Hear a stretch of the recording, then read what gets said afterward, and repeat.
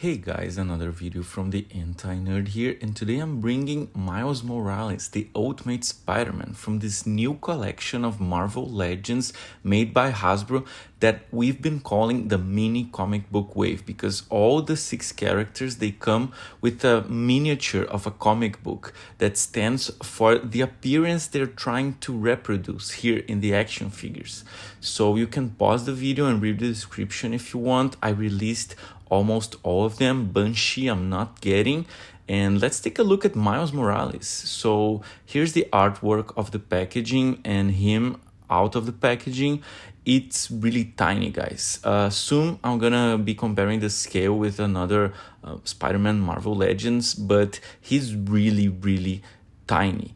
And I really like the artwork that they've been doing in these packages. I think it looks really good. I hope they keep doing, because it's a throwback to the early Marvel Legends made by Hasbro. The lettering, the font is the same, but it's very customized. So let's take a look at Miles, because he's an interesting guy to analyze. He's partially a lot of recycling and partially a lot of new things. This is my first Miles Morales in my collection, and I think I did a good pick, because if you don't have a Miles Morales, this one is really interesting. Okay, so here's Miles Morales out of the packaging. As I said, he does have a lot of recycling, but a lot of new things, because this tiny body mold that they've been using on Ultimate Spider-Man and Spider-Boy has been updated. So let's take a look at the head. I think it looks a little big to his body size, but it's well done. Some people don't like it. The head goes a lot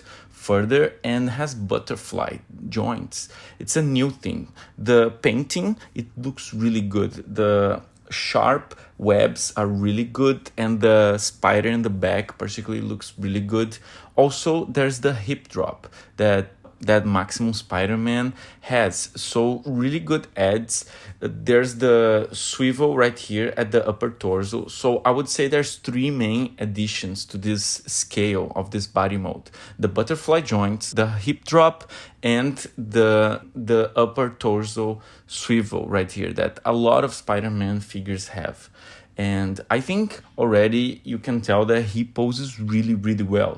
The hip drop on Maximum Spider-Man really helps with the crazy Spider-Man poses, and I'm glad they added this to the Miles Morales figure. I think they're probably gonna be keeping doing this hip drop on other Spider-Man figures.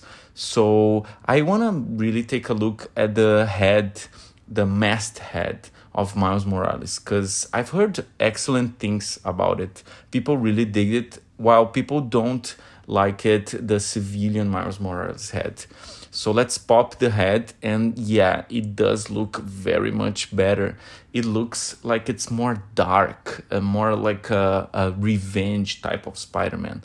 It really matches the body mold, doesn't look that big as the civilian head. So really cool head.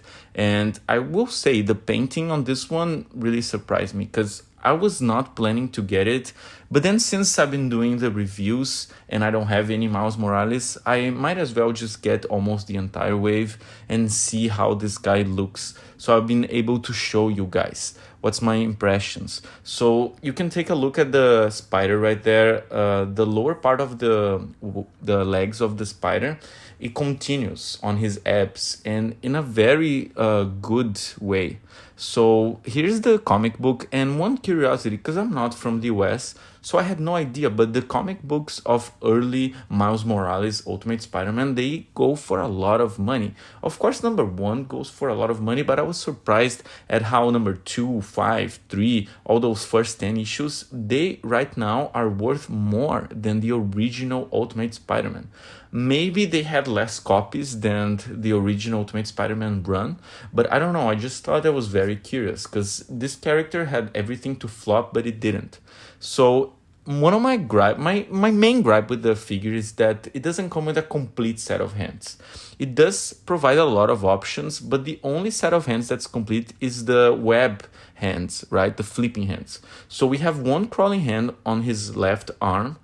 We have both flipping hands, but we have just one hand to hold things, to hold mainly his comic book, and one fisting hand. So we don't have a complete set of two wall crawling hands, or two fist hands, or even the holding hands, right?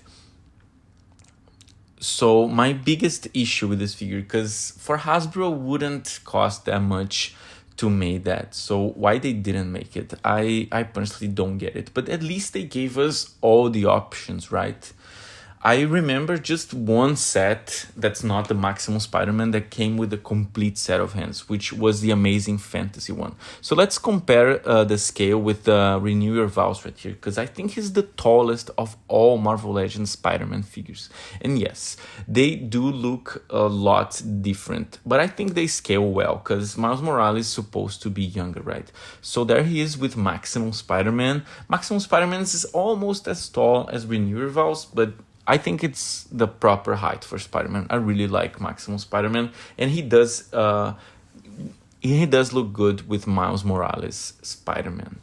So I want to compare him to Spider-Boy, because I think it's really weird that Spider-Boy was released months ago. So if they had this updated body mode, why they didn't put it on Spider-Boy? The legs are clearly a recycle.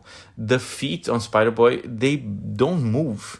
And the articulation on the torso and wrist right there is completely different. But you can see that there's a lot of similar parts, like the arms look the same. Spider-Boy does not have a butterfly joint. So what's the deal with that? Why wouldn't they release an updated body mode if the two figures are just a couple months apart? I really don't get it. And don't get me wrong, I don't think Spider-Boy is a bad figure, but this Miles Morales is so much better in terms of articulation, like so much better.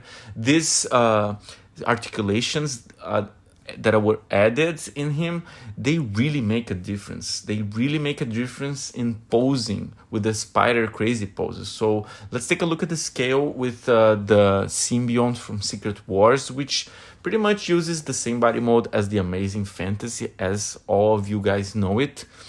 And let's take a look at Ultimate Spider-Man.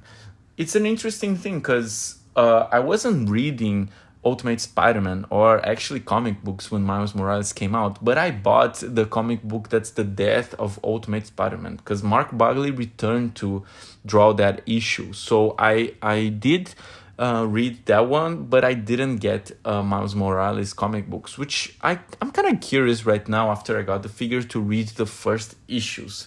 So I might look into a paperback or something like that, since the individual comic books are so expensive. So yeah, very good figure. I was very much surprised. My only thing that I don't like about the figure is the lack of a complete set of hands. Other than that, I think it looks really, really good. I'm very happy with the figure, so I'm gonna give a grade 9 out of 10 for Miles Morales. I know that's a little high. Maybe I could put 1 point down because of the big civilian head, but I don't think it's such a big deal, because I don't think it creates such a weird sense of proportion. It's a little bit, but since the head is good, I don't mind. So there he is holding the Marvel Legends series mini comic book. I'm very curious, what do you guys think if they're gonna keep doing mini comic books and this particular sort of packaging style? So keep in tune with the channel, and bye bye.